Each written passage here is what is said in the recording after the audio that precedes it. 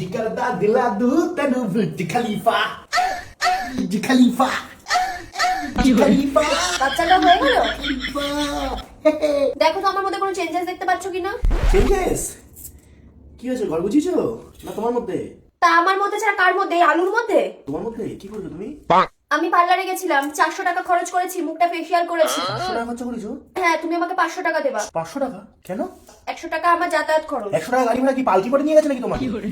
কি করতে পারিস তুমি মিশেল? তা কালকে আমার বোন আসছে আমাদের বাড়িতে, খাওয়া দাওয়া করবে। ও তা ওর দিদি কেমন আছে দেখার অধিকার নেই? ও দেখবে না সেটা? তোমার বোন আসবে? জিগার দা দিখা দু তেনু বুর্জ খলিফা কালকে ওকে আমরা আইব্রো ভাত খাওয়াবো। আইবুড়ো ভাত খাওয়াবে না? কাকে আইবুড়ো ভাত খাওয়াবে? কাকে আইব্রো ভাত খাওয়াবো মানে? সাথীকে। কে সাথী? আরে মনে নেই আমার বোন সাথীর বিয়ে, যার জন্য তুমি 10টা শাড়ি কিনলে, তার বিয়ে তো, তাই জন্য কালকে আইব্রো ভাত খাওয়াবো।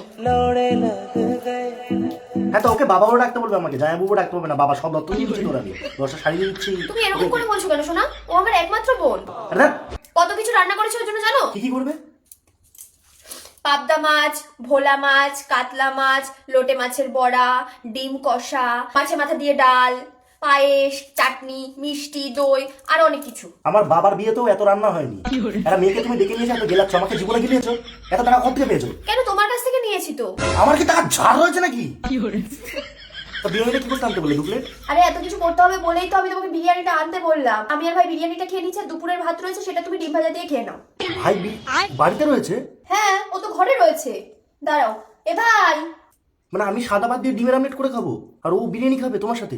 হ্যাঁ দিদি, তুই এসছিস? কি হয়েছে? 2টো প্লেট বার কর, বার করে বিরিয়ানি 2টো বার। এখন? হ্যাঁ এখনই। ঠিক আছে, যাই। আরে যাই কি, এখনই বাড়তে বলছি, এখন। আচ্ছা। আর তুমি রসুনগুলো ছাড়াও। রসুন ছিল।